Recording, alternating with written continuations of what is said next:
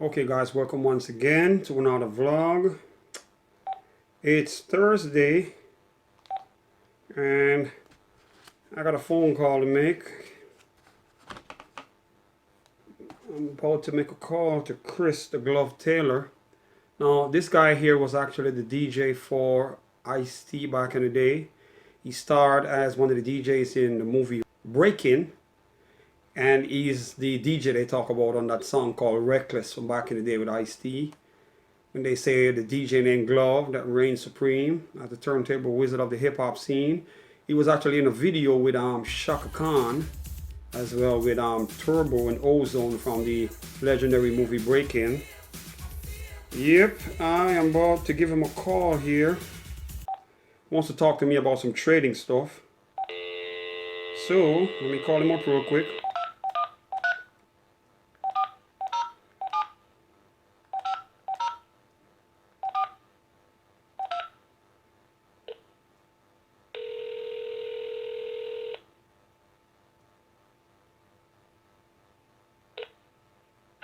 Hello?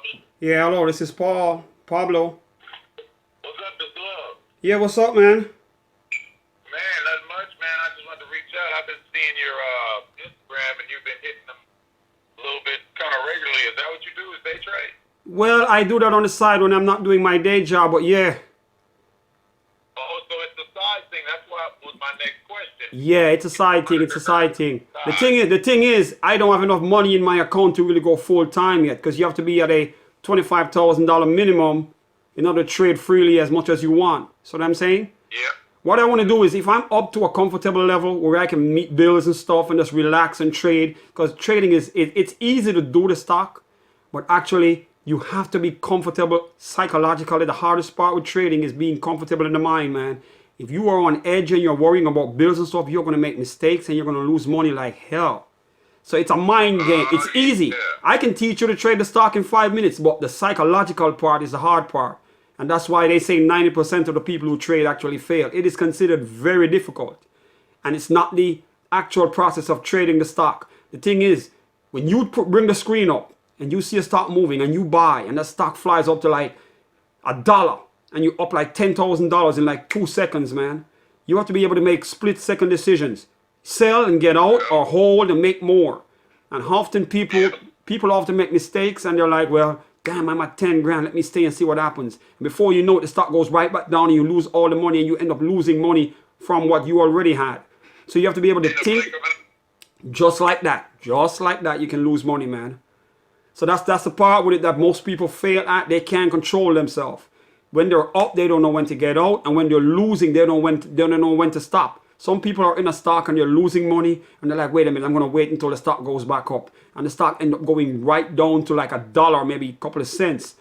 So what I'm saying, so you have to be able to cut your losses real quick. You have to choose how much you're willing to lose on the stock before you even buy the actual stock itself. So what I'm saying, most people use a stop loss, which is a feature you can set in the software that you use to trade. That's what I was going to ask you about, those stops, those gaps and features and buys. My brother does that. Yeah, you have to find a stop loss. So if you're going to buy a stock, you have to figure out, all right, I'm going to risk $100. If I lose 100, I'm out. The minute you decide that, if the stock goes against you when you buy it and it's going the opposite way and you start losing money, the minute you get to 100, like, well, I plan to lose 100 anyway, and you short it, you sell it and get out. Most people, it passes 100, they don't use a physical stop, and then the stock is falling more and more, and some of them actually started to buy more while it's falling. That process they call catching a falling knife in the world of stocks. The big boys down on Wall Street, they call it catching a falling knife. So it's like you're catching a knife and it's falling. It's going to cut your hand. So you're losing and you're still adding on.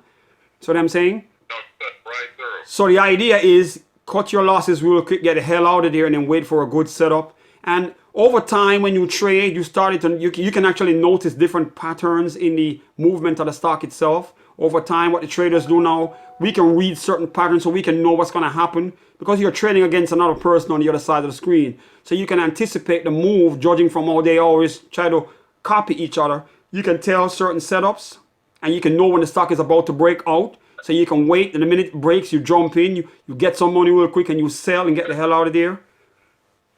Right. Yep, so as I said, it's not that hard if you spend some time and really start checking it out. The actual buying, and that's like never been done. So I was pushing myself to be the first person to attempt that. No one would ever see that coming. I mean, I'm doing music. I'm a DJ just like you. People assume that we don't know nothing about that stuff. All we know is music. No, we don't. We can do more stuff.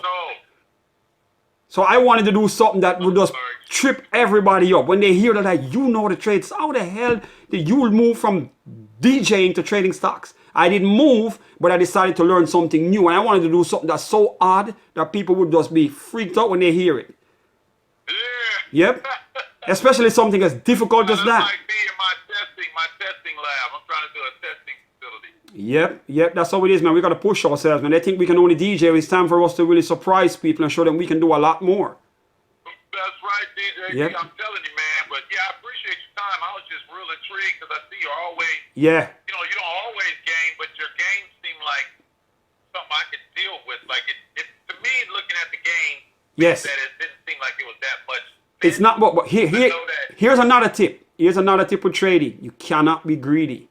There will always be money there. There will always be money there. Now, here's a trick. You have to have a daily goal. So for yourself, you can be like, well, my daily goal is $200 or $500 or $1,000 a day. Now, you can make more, but if you get greedy trying to get there all the time, you're going to lose money.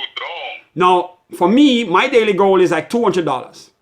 If I make past 200, I can close it off and call it a day. Sometimes I make more, but once I pass 200, I shut off the computer.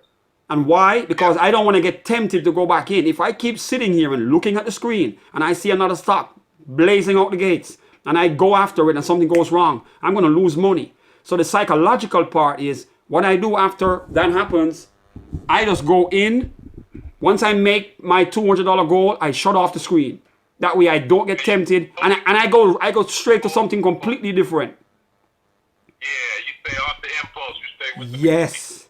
I shut off the screen and I go to my YouTube channel. I put some music on, does anything to get that out of my head so I don't get tempted to go back in. Yeah, because you get tempted hard. Exactly. No, that strategy can actually do well in a casino. If you go to a casino, you drop a coin in and bam, you win some money. Get the hell out of there with it, man. Just cash it out and leave. Because people get tempted and they play and they lose again. So what I'm saying? Casinos actually rely on that tactic for people to use their greed and then they eventually take the money back. Yeah, you always give it back. That's what I was doing. I would I would always walk through this one casino and Yes. go to this one slot machine and pay $20. And that was it. If I won, I'd leave. If I lost, I'd leave. Yes. Because that one slot machine would pay me. But I'd have to leave. Yes. Because I would give it back every time. That's how it is, man. It's a psychological game. Now, the thing is, they're expecting us to follow our greed, and that greed always gets us in trouble. If you can control yourself, you can walk away with money every single time. Now, with the trading, once I hit the goal, as I said, I shut off the computer and I keep the money. And then I write it down and then I check off for the week. Now, it might be $200, but over time it's going to add up. It's compounding. And I learned that part from watching videos with Warren Buffett. Yeah. How compounding works over time. It compounds. It's $1,000 a week. Yep. You know, so I'm already adding that as 52,000 a year. Exactly. Exactly. And if you keep that way, you can be more consistent. When you get to your goal, shut off and not get greedy, because trust me, if you stay greedy, you're going to lose it. Now that 200 will add up over time. If you check how much it's going to compound up to, you can make some serious money. Because you can't expect to just conquer the market. This Wall Street will make you and it will destroy you. Plus, some of these Wall Street guys are using algorithms. They're trading programs. So you're going against real people, and now you're going up against technology, man. They got robots, computers trading on some of these big companies, trading on behalf of them, meaning it's placing the orders, selling and buying and doing everything for them. And you got to be able to outsmart the machine. But in the end, though, the small person is really getting hurt by that because they can't afford the technology. They have to be trading against a machine, which is going to outsmart them from time to time. Or when you notice that if you can actually notice that the stock is moving beyond normal, like a stock will spike like $10 in like half a second. That is not normal. Human beings can't move the stock that fast. So if you're in a stock and you see something like that, what I normally do is when I see those crazy spikes, I get the hell out of there quick because I know it's not human beings anymore. And you can tell over time on the charts, you can see it. Yeah, over time on the charts, you can actually see some crazy spikes. And it's way beyond normal. Human beings can't just move the price that quickly. So what the real professional traders would normally do when they see that, they just get out. They sell and get the hell out of there. Yeah, And just leave that to the machines. Yeah, but the rookies, though, they don't know the difference, man. They stay there until they lose everything. Yeah, man, that's the thing. That's like in fantasy, bro. Yeah. You gotta know not do it because we eat off of the guys that just play. Exactly. And so and I'm a shark, man. I know how to do that. I just can't get the big one. I win tournaments and stuff, but I have never won more than $500 bucks. I've got first place and I've got scores high enough to win. Yeah. And just like trading is it's inconsistent. You can watch patterns and flows, but you can't really count on them because they're human. Yeah. Yeah. But the good thing about it is though, at least, you see, the thing is, humans tend to conform to each other. They study each other's rules and they follow each other's style. And what they will do is find someone who trades real well and actually pattern that person. And over time, you can predict them because of the fact that they're conforming. Now, once you notice the pattern that they conform to and you know how that pattern is going to react, you can go against it every single time, or you can predict it and make money off of it. And that's what I do. Yep. I learn the patterns so I can look at the chart, look at the movement of it, look for the breakout point, and then the minute the breakout starts, I know exactly what they're going to do. Kind of like with stocks. You know when to jump in. Yep, and here's how they get out. And this is something I notice over time. Whenever the stock hits the high of the day on my screen, there's a white box that comes up that shows the price at high of the day.